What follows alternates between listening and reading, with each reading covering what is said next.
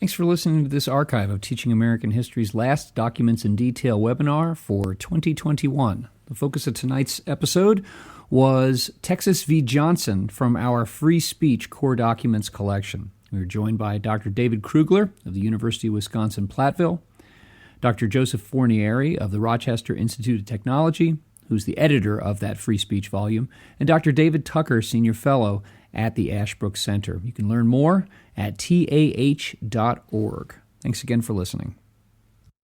All right. Welcome all to this, our last Documents in Detail webinar for the 2021 calendar year. We have several sessions to come in the spring semester of 2022. I'll be providing a brief overview of the Documents in Detail webinar for those of you who are joining us for the first time and go over some logistics. And then I will introduce our two scholars who will be discussing the seminal Supreme Court case, Texas v. Johnson. My name is David Krugler, and I'm a professor of history at the University of Wisconsin-Platteville. Normally, my colleague in the Masters of American History and Government program at Ashland University, John Moser, is the moderator, but he could not be here tonight.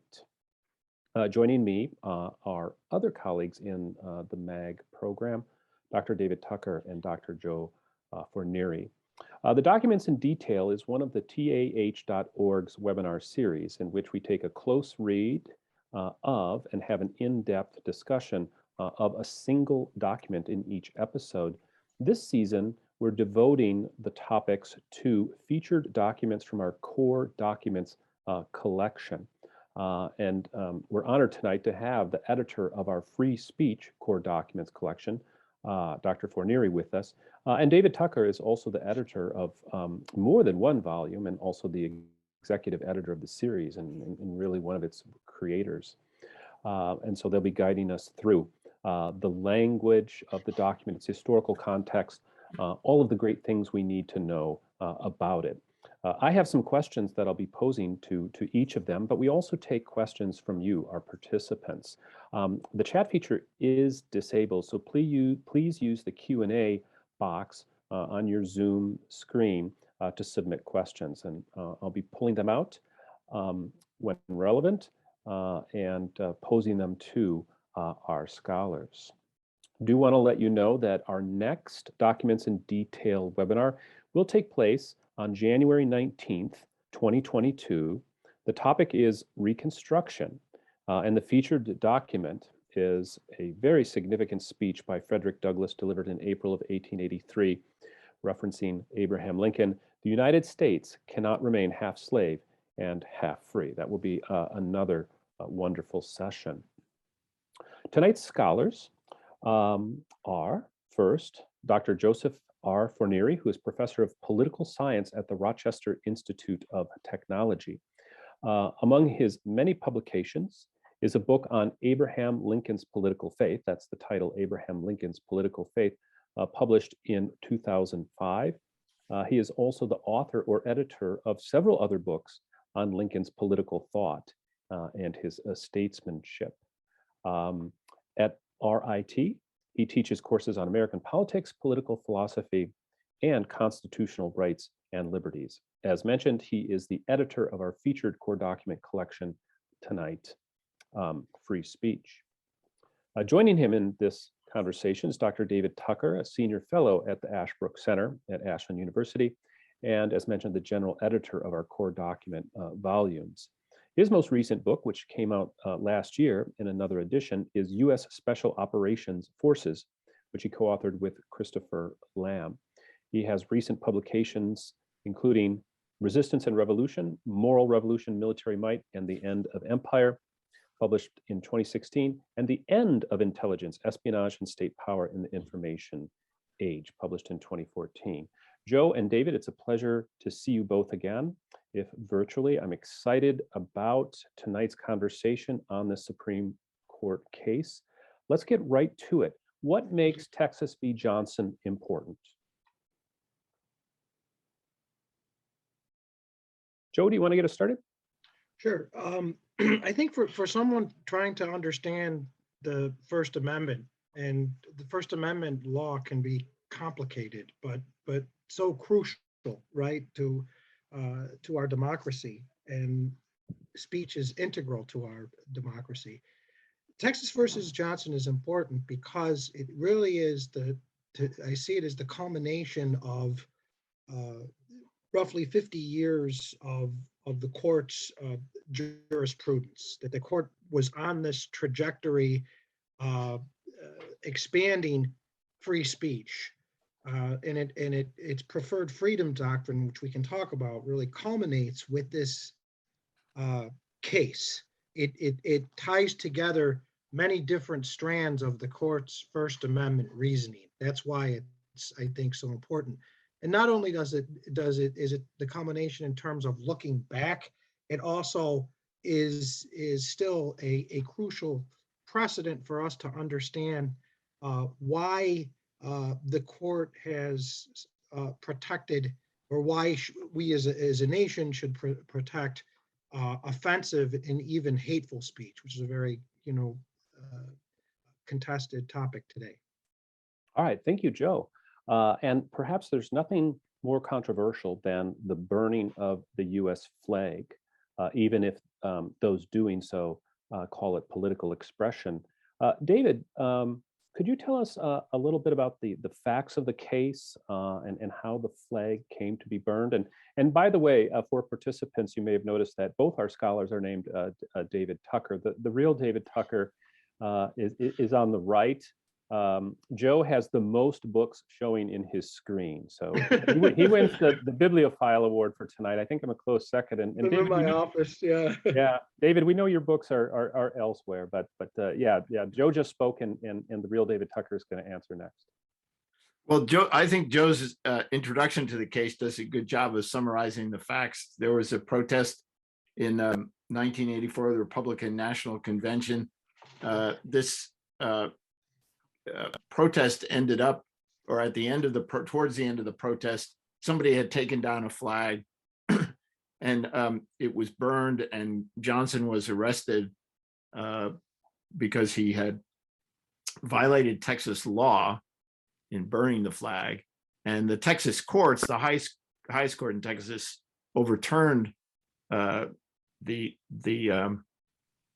conviction, and the Supreme Court ended up affirming the decision of the court in Texas. And the court in Texas was, I think, it based its decision on previous Supreme Court cases.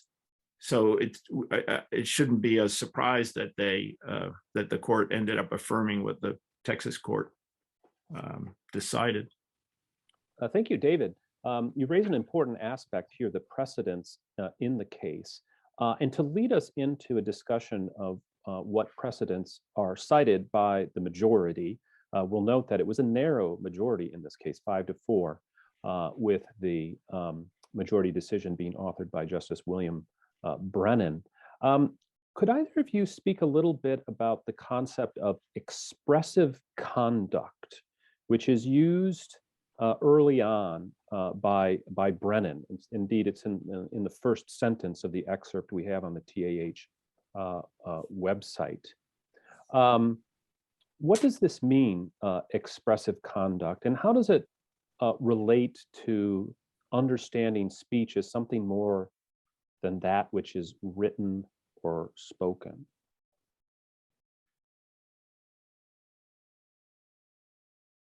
Do you want me to? Sure, go ahead, Joe. Yep.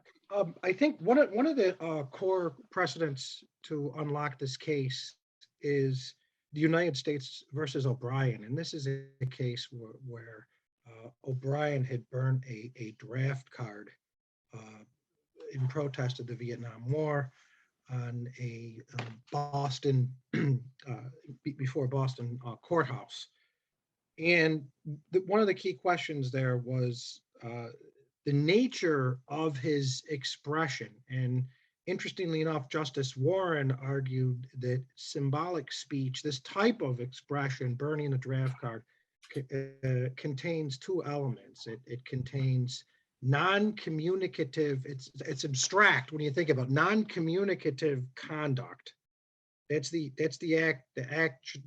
physical act of lighting the paper on fire, right? Which does not, it's non-communicative, right? You see it kind of in those abstract terms, but also in an expressive element as well, which is the meaning of the act. So the expressive conduct combines it's a way of saying that it's a symbolic act. It's not simply spoken or written communication, but it involves some communicative element. In this case, the physical desecration of the flag, combined with an expressive element. And the court, in certain cases, will allow for the restriction of the non-communicative element if a law does not target, and here's what really the entire case hinges upon. If a law does not target the suppression of speech, okay, so you could prevent destruction of a draft card. You could restrict that element, that non-communicative element of burning it. But if the law is directed at restricting the speech primarily, if that's its primary purpose, then it triggers what's known as heightened or strict scrutiny, and it's likely to be struck down by the court. I mean, the difference is, isn't it, Joe, that a draft card is connected to a government activity that the court has deemed to be a significant state interest, whereas the flag by itself is not, right? Yeah. It only has symbolic significance. So that's the different status between a draft card and the flag, which figures in the way the court thinks about this. Yeah, that's crucial, Dave, and I hope I didn't obfuscate at that point, that both the burning, you could see how burning a draft card is somewhat analogous to burning a flag, right? Both are forms of symbolic speech that convey a political expression or viewpoint. But as Dave mentioned, and this is really the sine qua non, that in the case of OBrien, the law was not directed at suppressing speech. It was unrelated, as the court saw it, believe it or not, to suppressing speech. It was really to maintain an effective and efficient draft, and the draft card was crucial towards that end. In Texas versus Johnson, on the other hand, the Texas law that banned flag desecration, okay, that banned that symbolic act, was fundamentally related to the suppression of speech, because it sought to discourage, okay, and punish disfavored opinions about the United States and the flag. Thank you, Joe and David. We did get a question about Rehnquist's dissent, but we'll hold that till later in the hour, since there's so much to talk about first with the majority decision. Joe, since you brought up the Texas law, let's talk a little bit about how Texas tried to constitutionally justify its law. Looking at Brennan's description of the law, I got the sense that the Texas legislature had tried to put forward a law that they thought would pass constitutional muster. And so could you talk about the first justification, that it's to prevent a, quote, breach of the peace, end quote, and then the second justification, which was protecting national unity and nationhood as symbolized by the flag? Yeah, yes, very good, thank you. Texas, and remember, as Dave said, that the highest court in Texas, the Texas Court of Appeals, actually sided with Johnson. So they're appealing. The state of Texas is actually the appellants in this case. And The two interests that the state of Texas gives, as you mentioned, is to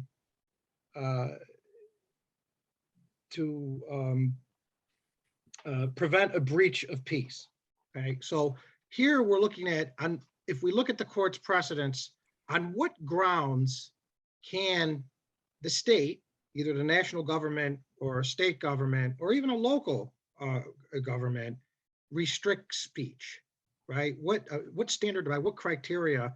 Because there are certain narrow circumstances in which speech can be, or expression, symbolic speech can be restricted. We saw that OBrien, okay, was not allowed to burn his draft card, okay? But Texas says that in burning the flag, this created a breach of peace, and therefore was outside the boundary or the protection of the First Amendment, right? It's tantamount to falsely shouting fire in a crowded theater, to use Holmes's metaphor. That the First Amendment is not absolute, and this crosses a line, right? There's circumstances in which direct incitement of imminent lawless action, okay, is outside the protection of the First Amendment. So Texas is claiming that the burning of the flag can, a law that punishes the burning of the flag can be restricted on this basis. Notice the other interest that Texas acknowledges, that it seeks to preserve the flag as a symbol of national nationhood and national unity, which means that the state is taking sides in the marketplace of ideas. It is violating the core First Amendment principle, whether we agree or not, of content neutrality. Okay, it uses the force of law to favor a message of patriotism and national unity over a message of contempt. And that's a no-no under the court's First Amendment jurisprudence. And as I mentioned, this case is in many ways a culmination of many different strands that come together. And one of them is this principle of content neutrality that we find in the second prong here. So in both interests, okay, fail to pass muster. Thank you, Joe. I'm really glad you brought up this concept of content neutrality, because that's not really prominent in the portion of Brennan's decision that we have. You mentioned Holmes's famous reasoning in the unanimous decision of Schenck v. United States, 1919, which is another important precedent here, and one I'm sure all our participants are familiar with. David, could you tell us a little bit about how the Schenck v. United States case fits in Holmes' famous clear and present danger test, which allows proscription of certain speech? Well, I think the example that Joe was giving, the idea that if and the court narrows this again, and I think to plug Joe's book, I think the cases he selected and the introduction she wrote shows this, but the court narrowed the circumstances under which that danger, so to speak, had to be clear and present. So it's really a question of whether you're actually inciting violence, and the court could have held, or the court does hold that in this case there was no real threat of any violence being created by the act of burning the flag, and therefore it's not like yelling fire in a crowded theater or doing those things that will create a danger, even though the speech might otherwise be protected. So if the circumstances had changed, this, in a way, the state is arguing, well, okay, that's just an accidental circumstance. This guy was surrounded by like-minded people, but in another occasion, if he had burned the flag, maybe somebody would have punched him. but there it seems to me that's like the heckler's veto, right? You can't you can't allow your somebody's irritation at what you say to prohibit that speech, or you shouldn't anyway. So it's hard to see that Texas was, was on strong grounds in trying to make that argument. Yeah, I get a sense that the Texas law had this notion of a form of prior restraint, right? Like, well, you're going to do something controversial, so that's going to cause a riot, so we're going to outlaw anything that might cause a riot. And if we are in the spectrum of expressive conduct that counts as speech, then it seems by extension that could be a prior restraint.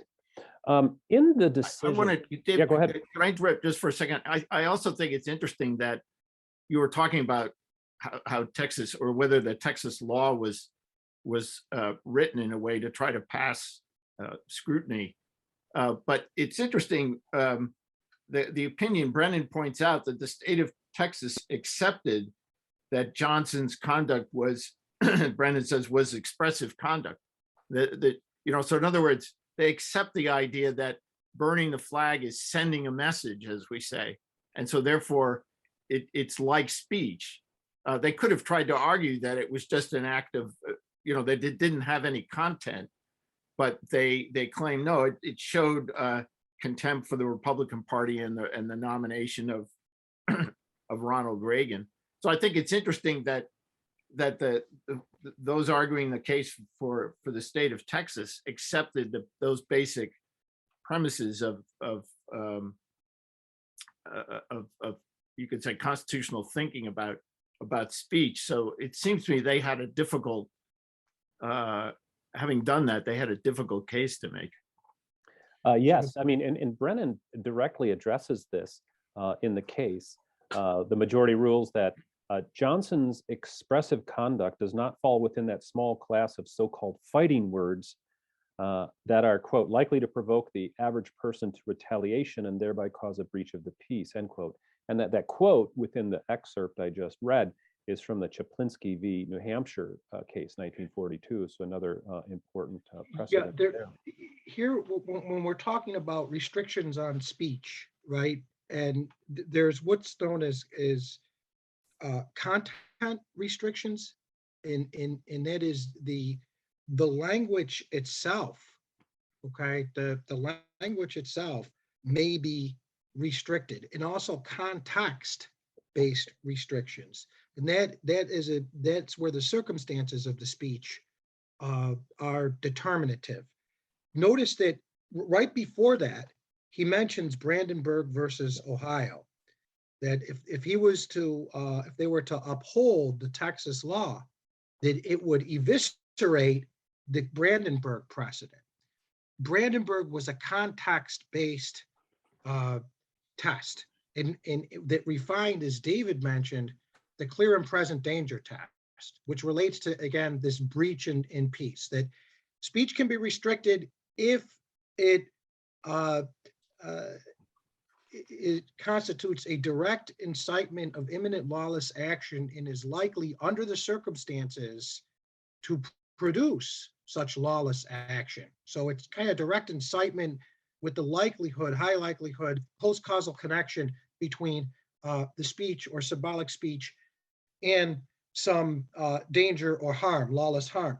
The second one, though, the fighting words, is really the message of the speech itself in very few narrow categories, like obscenity, right? Or a fighting word can be restricted, okay?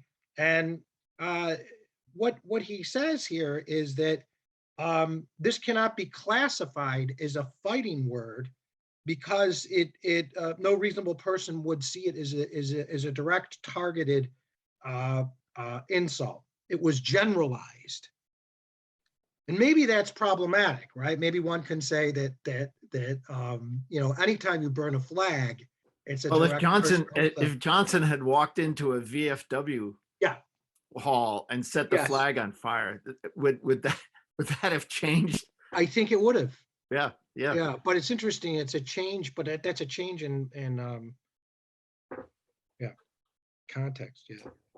Yeah, I mean, in terms of whether it was considered to be a direct insult or fighting words or fighting expression, I guess we have to say. Yeah. Um, I think that the big picture are, here are two standards: the Brandenburg standard, the imminent lawless action test, and the Shaplinsky test, which is fighting words. There are certain categories of words which, by their very utterance, will incite a breach of peace and have no essential place in the expression of ideas, and that the interest in morality far outweighs the contribution that these forms of speech make. That's the definition of it. And in either case, the court says these precedents are inapplicable to restrict the expressive conduct or the symbolic speech in flag burning. Yeah, right, right. And just before we get to the majority court's definition of free speech, which I think is an interesting um, avenue of discussion, we'll note that the Brandenburg v. Ohio case related to a Ku Klux Klan rally in which a leader had threatened to come after or go after then President Johnson. The case was decided after Johnson left office, and the court ruled, well, there was no imminent threat that the members of the rally, right, were going to go to Washington and try and harm the president. So the context justifies the protection of speech, however repugnant it is. Yeah, David, they actually, there was actually a case involving a threat to President Johnson that's important, called the Watts case, which would figure into the court's Virginia versus Black cross-burning decision. In Brandenburg, there was the threat of marching on Washington, but what Brandenburg was convicted for was that the threats were made to Jews and African Americans. He uses the N-word. He says that blacks, of course, he doesn't use the word blacks, should be sent back to Africa. Jews should be sent back to Israel, and if the government doesn't change its policy, quote, some revengeance, not the best syntax, you could see who we're dealing with here, must be taken. And the fact that he used conditional language, subjunctive, some revengeance must be taken, fell short of direct incitement of imminent lawless action and the likelihood to produce such action, stealing others into action. Thank you, Joe. Yeah, that's a significant point. Now, David, are you good? Yeah. Sorry, I was just going to ask, are we going to return to the issue of content neutrality? Absolutely, absolutely. Well, Okay. let's go ahead and talk about content neutrality, and then I want to ask about the function of free speech. But let's come back to content neutrality because I think that fits into these precedents we're discussing. Well, I wonder if in this case, Joe articulated the basic idea, but it does to me seem odd if a government can't have a preference for principles that guarantee its own survival.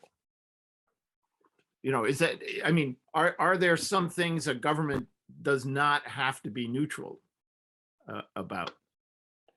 Well, isn't that what sedition laws cover? Mm-hmm. And treason? So if you were to engage in speech that's not an if then or subjunctive, but calling for the direct overthrow of the US government, that's proscribed speech by those laws, or clear and present danger. Yeah, or even, we might, you could try to make the distinction again on, and interestingly, I think Harry Truman did this in his response to the national security law and his veto, which was overridden. But he said, we have to distinguish between acts and words, in effect, and we won't prescribe or limit words, only acts. But doesn't the government, who am I to contradict Harry Truman, but doesn't the government have an interest? I mean, we talk all the time now about the importance of civic education. Doesn't that show that the government has an interest in certain kinds of ideas being promulgated among its citizens? That's a great point. I mean, that shows up in the Brown v. Board decision. I mean, Earl Warren talks about that the state has an interest in educating its youth, and And that is essential for the court to use the 14th Amendment to overturn Plessy v. Ferguson. So it's really interesting to see these intersections here. When we get to Rehnquist's dissent, I think that, that's kind of the basis for what he's saying, is that there are, self-preservation steps that must be taken and fall within the purview of the Constitution. If I could, that's a great question. And I myself wrestle with the principle of content neutrality, but historically, by this point, it's firmly established. Okay. And the reasoning for this, and we may disagree with the reasoning, but the reasoning is that for the court, speech, especially political speech, is privileged. Right? It outweighs other interests, except for in the case of an emergency, right? We can think of this as the emergency principle. If there is an emergency where speech somehow crossed the line into direct incitement, where it crosses the threshold into action, then it can be restricted. Otherwise, speech is given a privileged place in broad breathing room. And the court, it's not that the court is concerned in particular about using coercion here. Persuasion, the government may use the tools of persuasion to convey a message, but once it uses coercion and the awesome instruments of the state to stifle dissent, that in the jurisprudence of the court and the philosophy that underlies it, that is a cure worse than the disease.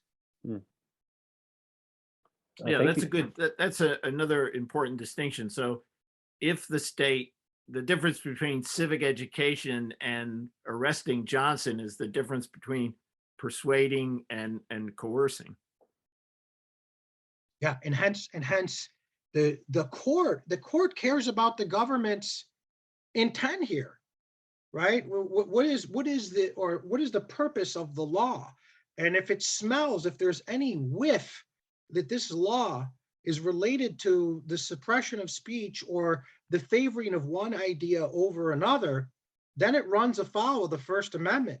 And in terms of the balancing of interests, it has a high burden to overcome. The state's interest has a very high burden to overcome speech. I mean, we can think about this as educators. We look how far the court has gone in protecting offensive speech and how robust it has clung to the principle of content neutrality. That is why the court is reluctant to carve out a new category of hate speech. Now, certain speech, certain hateful speech under the circumstances may be restricted, but what's decisive here is the circumstances, if it constitutes an emergency, not the content of the speech itself. That fits to a significant point Brennan makes, that the bedrock principle underneath the First Amendment is that you can't ban expression because society is offended or disagreed, right? I mean, that's the flashpoint where we find out what the First Amendment is made of and how we understand it, when it's offensive and repugnant and hateful, or there's widespread disagreement with it. And before that, Brennan, citing another decision from 1949, puts forward the argument that the function of free speech under our system of government is to invite dispute. Could I ask you to talk about that? This understanding of free speech is one that does bring dispute and disagreement rather than consensus and unity, which— Dave, I'd like you to read the whole quote. I think it's so important. And in both of those quotes that you mentioned, one was from Hustler versus Falwell. I invite our listeners to read that case. It's fascinating. And this other was Terminillo versus Chicago. Both of these are core nuggets, which the court has recycled in its jurisprudence ever since Texas, versus Johnson. I mean, this one goes back to 49. But right. Yeah. Function of free speech under our system of government is to invite dispute. It may indeed best serve its high purpose when it induces a condition of unrest creates dissatisfaction with conditions as they are, or even stirs people to anger. And In other words, no safe First Amendment doesn't care about your feelings. There's no safe spaces or trigger warnings under this vision of the First Amendment. right. And do you want to talk about that Hustler v. Falwell case? Dave, you want to jump in? I feel like I'm. No, go ahead, Joe. I'm sure you are more familiar with that case than I am. It's a fascinating case because it harkens back to the 1980s, where you had Larry Flint, who was the publisher of Hustler magazine, a pornographic magazine, and the case pitted him against, I don't know how many people from the golden 80s remember this, Jerry Falwell, the head of the moral majority. And it evolved it was actually a cartoon which used sexual innuendo and double entendre based on the Campari commercials, which was a liqueur, you never forget your first time. And in this case, the implication was Jerry Falwell's first time was in an outhouse having incest with his mother, which, I mean, highly offensive. It was a parody of that Campari commercial. He sued, and the court, actually, Rehnquists writes the opinion here on this case, interestingly enough. And I think that may have been part of Brennan's strategy, right? He uses, and the case was decided just a few years before Texas versus Johnson, this Hustler versus Falwell, right? So Rehnquist writes this opinion and extends very broad protection to offensive speech that because Falwell was a public figure, interestingly enough, he could not win a libel case or even an emotional distress case, civil case, against Hustler magazine. So this precedent provides very broad protection for offensive, hurtful speech that wounds. Especially when it relates to public figures. Public figures, yeah, there's a higher standard there in terms of libel prosecution. Right. But even emotional duress, and notice this is a bedrock principle, and the court has gone a long way, and some claim, and I think the argument needs to be raised, that look, perhaps the court has gone too far in protecting these kinds of expression, and what it's done is it's undermined civic decency. It's undermined civility, right? That without, as Dave mentioned a moment ago, without some minimal consensus that the marketplace of ideas will descend into the bull ring, and is that what's happened today? But it's interesting. The court has let the genie out of the bottle in terms of its jurisprudence, and so now, interestingly enough, in the 21st century, we have individuals who are making that kind of Justice Bork's argument in favor of the restriction of speech, to restrict speech that marginalizes certain oppressed groups, or speech that is offensive or inflicts emotional duress. These arguments were made right around the same time. For and against, yeah. I mean, I guess to me, I'm stuck a little bit on the notion of whether we can reasonably demand that the state be neutral with regard to its own principles. I mean, Brennan, I think I'm not disputing whether the court has held that. What I'm asking is whether the court's reasonable in holding that view. And Brennan kind of carries this, Rehnquist calls him into account for this, tries to in a way, but Brennan says this is on towards the end of the excerpt, page 153, if people have the text. We are tempted to say, in fact, that the flag's deservedly cherished place in our community will be strengthened, not weakened, by our holding today. Our decision is a reaffirmation of the principles of freedom and inclusiveness that the flag best reflects. In other words, in a way, it seems to me Brennan is saying that the government is strongest when it's most disarmed with regard to its own principles. And I have to say, I'm skeptical of that.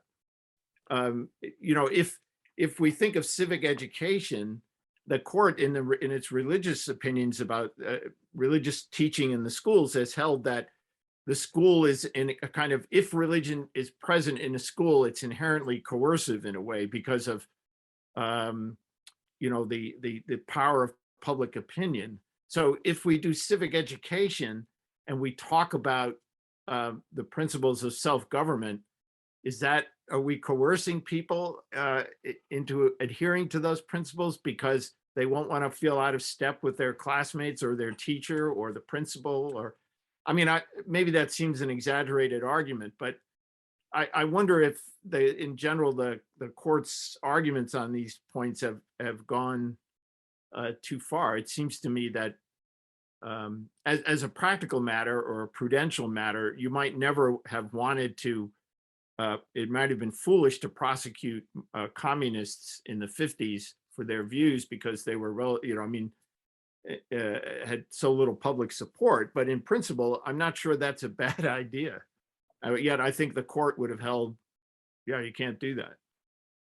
Thank you, David. That's a perfect transition into Rehnquist's dissent. We received a question which describes Rehnquist's dissent as emotional, even reactionary, with Brennan's decision being much more steeped in judicial precedent.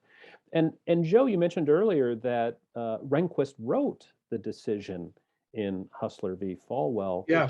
So let's talk about why does Rehnquist dissent here, and what is his justification? Does he summon precedent like Brennan does, or is he relying so much on what he calls an almost mystical reverence for the flag itself?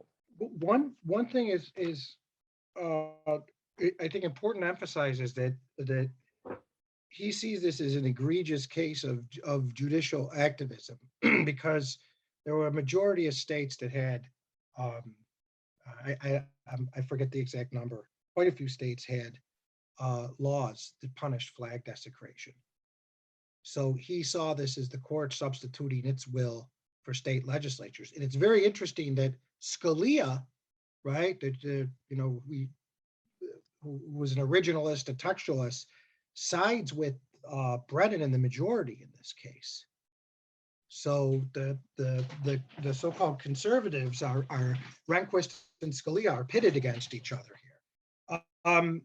I think that Rehnquist wants to carve out certain exceptions, as David mentioned, right? Perhaps there are certain axioms or certain principles that are not subject to the vicissitudes of the marketplace of ideas. That's what he argues, and that there has to be some mystical consensus, or we've had a mystical consensus on this. You know, I don't know. Empirically, I mean, his patriotism completely dwindled amongst students today. You know, is it almost discredited? You know, to what extent was he right, Rehnquist? David, your thoughts? Well, I was going to say, I don't think Rehnquist is relying entirely on that emotional or on the emotional importance of the flag, because he does say, I mean, he does try to limit, he tries to exclude flag burning from the category of expressive acts, right? You know, he says, as with fighting words, so with flag burning, for purposes of the First Amendment, it is no essential part of any exposition of ideas, et cetera. And then he says, the Texas statute deprived Johnson of only one rather inarticulate symbolic form of protest and left him with a full panoply of other symbols and every conceivable form of verbal expression to express his deep disapproval of national policy. You could say that last point depends on Rehnquists seeing that the flag has special value, but he is trying to say, look, flag burning is not very expressive. It's like giving somebody the universal sign of contempt, the digital sign of contempt. It's not really very expressive. It doesn't convey an idea. All it does is show, as they chanted, what was it, red, white, and blue, we spit on you, or whatever they chanted. I mean, it's not even that expressive. So he does, I think he is trying to limit the scope of this idea of expression, freedom of expression, and say that this is not a case where that's should be a primary issue. Yeah, it's interesting to point out to students how David nicely put how Brennan and Rehnquist approached the same precedent differently, right? For Brennan, the fighting words precedent is inapplicable here, but for Rehnquist, it is applicable and therefore would lead to the restriction of the symbolic speech in this case. Joe, you mentioned. And could I? Sorry, Oh, yeah, David, to interrupt, but I think it is important. So the idea that when Rehnquist is quoting, if I should have read on a little bit, it's no essential part of any exposition of ideas and is of such slight social value as a step to truth that any benefit may be derived from it is clearly outweighed. So the idea is that freedom of speech was originally connected, and this is clear, always Jefferson made this point, if you allow people to dispute, they will arrive at the truth. So our standard for what is expression should be, is it a step towards finding the truth? And Rehnquist is saying, no, flag burning doesn't get you to the truth. It's more emotive than anything else. And therefore it's not a step towards the truth. And therefore it shouldn't have that same protection under the First Amendment. Yeah, the Shaplinsky precedent implies a hierarchy of speech, right? And that speech that warrants protection has to be an essential part of the expedition of ideas. I mean, to me, this is one reason why freedom of speech and religion are in the same amendment, because in the time, to speak freely was always understood to be challenging a theological doctrine and replacing it or questioning it. And there, the real the reason for that was the argument that, again, I mean, it's clearest perhaps in Jefferson of all the founders, that you will be trapped in monkish superstition and ignorance, and so you're trying to learn things, get at the truth of things, and speech is free for that purpose. If it's not serving that purpose, then you can limit it. Now, how to turn that into a practical judicial doctrine, I don't know, but I think that's at least to me, that's an important part of what Rehnquist is trying to have us recall here in his opposition to the majority opinion. Couldn't it be said, just to be a provocateur, that Rehnquist is trying to have it both ways, that he wants to dwell on the sacredness of the flag and the reverence that's had for it, and then say, but to burn it, to speak out against what the flag symbolizes, has no intellectual value? Yeah, that's a good. If it's so symbolically important, then it you're right. Yeah, that's a good point, David, I think. Thank you. And coming back to what Brennan has to say about flag burning, he puts forward this argument which Rehnquist finds distasteful, to say the least, Rehnquist dismisses this argument as patronizing. The argument is this, that allowing the burning of the flag actually strengthens what the flag stands for. And that precisely because it is our flag, here I'm quoting from the decision that is involved, one's response to the flag burner may exploit the uniquely persuasive power of the flag itself. We can imagine no more appropriate response to burning a flag than waving one's own. No better way to counter a flag burner's message than by saluting the flag that burns. No surer means of preserving the dignity even of the flag that burned than by according its remains a respectful burial. Is that a sound argument? Is it steeped in legal precedent here, or is this the court tending toward the emotional side, which we've said Rehnquist seems to be doing here? I think this presumes the court's safety valve interpretation of the First Amendment.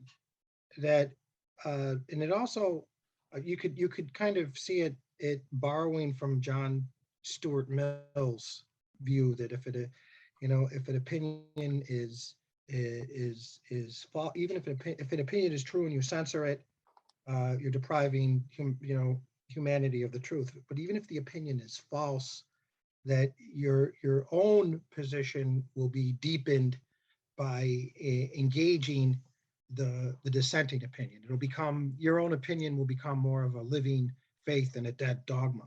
And there's also, I think, implicit to this, the safety valve argument that radical views will be diffused, and they're like poison mushrooms proliferating in the darkness. If they're exposed to light, that we could engage them and refute them publicly, rather than kind of driving them underground and having them gain a certain mystique and sympathy as martyrs. That's what I tease out of that. I don't know if I agree with it completely, because as I said, I think that I don't know. We have 90 people here. Students seem to be hardwired, at least the students I encounter, with a kind of skepticism and cynicism. Perhaps maybe during the 1950s, people's default position was patriotism or uncritical attachment to the Union and their country. I don't think that's the case now. It's probably quite the opposite. To what extent has the marketplace of ideas contributed to kind of an unbridled moral relativism in all spheres of our life? I don't know. I mean, this raises an important issue, right? I mean, the First Amendment is not supposed to have certain outcomes, right? I mean, we don't value the First Amendment because of the results it produces. We may be happy about those results, but we don't say, well, that's why we have the First Amendment, to get these certain results, because it's also going to bring us things that don't make us happy. The First Amendment is crucial to both democracy, and human flourishing, right? Whether construed as virtue or even individual autonomy. So it depends on the function that free speech serves. And I think the founders did have, relative to the world at the time, a very robust view of speech. The court has expanded it and broadened it, for better or worse. Speaking of that broadening, in the 30 or so years since the Texas v. Johnson decision, what's happened? How does Congress respond to this controversial decision? Doesn't it pass a law, right, nationally banning the burning of flags? So what's the outcome there? Probably an expected one, given what this decision said. The Congress passed the Flag Protection Act. There was an effort to pass an amendment to carve out the flag as kind of an exception, right, to desecration. and they didn't have the votes to get that, so they went through the Congress, and Congress passed a law, the Flag Protection Act, but then the court struck it down in another case shortly, I think 2 years after. Was it the same justices? I mean, I think there was some change in justices between 89 and 91, but do we still have a 5-4 decision, or did some of the justices come around? That's a good question. Yeah, I don't know. Yeah.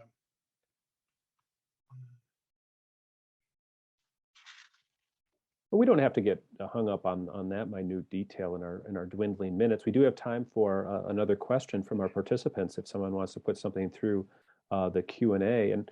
And Joe, you mentioned that since Texas v. Johnson, the court has broadened its protections of speech. Are there any prominent examples we should be familiar with that show that?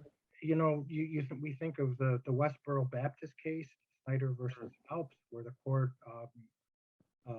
allowed peaceful protests at fallen Marines' funerals, and extremely offensive speech in regard to gays and Roman Catholics. Yeah. So, What's interesting about that case is Alitos' dissent is similar to Rehnquists here. Yes. Kind of saying there's a level of simple human decency that the law ought to support in a way. So that's an interesting parallel, Joe, that you mentioned that case. My memory of Alitos' dissent is that it is similar to Rehnquist's. Yeah, I would agree. Mattel versus Tom is another one. Was very interesting, great for students because it involved a Dave, there you go, West Coast Asian American punk rock band known as the Slants, and they appropriated this moniker to strip it, to divest it of its stigma, and they sought to trademark it, right? As a lot of musicians want to do. You want to trademark your band's name, and they were turned down by the Patent and Trademark Office because it was offensive. And the court struck down that provision of the law, right? In other words, protecting offensive speech. And this could apply to a lot of sports monikers and names and mascots. We've also seen how technology factors into our understanding of the First Amendment with the recent decision, forgive me for forgetting the name, but it related to a young high school student who used WhatsApp to say some unkind things about school administrators and cheerleading coaches, and she was punished for it and then sued that this was a violation of her speech rights because she was off campus at the time. But when we're all interconnected through this social media, are we ever off campus? I mean, this is an issue the court will wrestle with.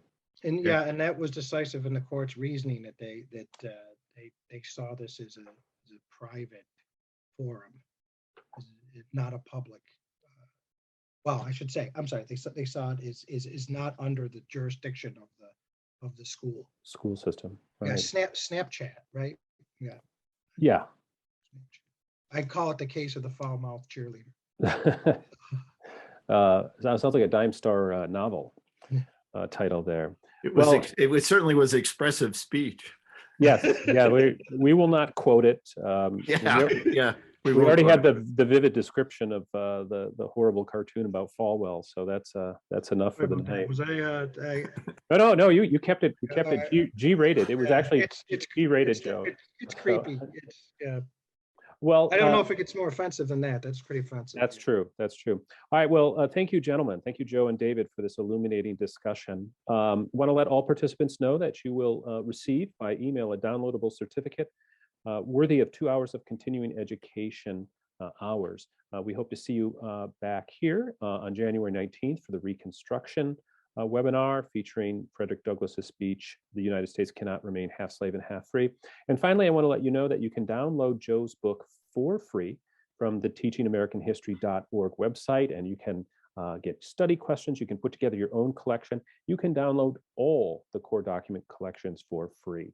The $12 charge is just to, if you get the bound copies, to cover printing costs. But the texts themselves are free, like the speech protected by the First Amendment.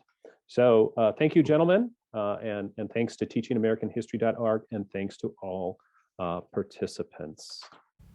You can learn more about our programs, resources, and documents collections at teachingamericanhistory.org.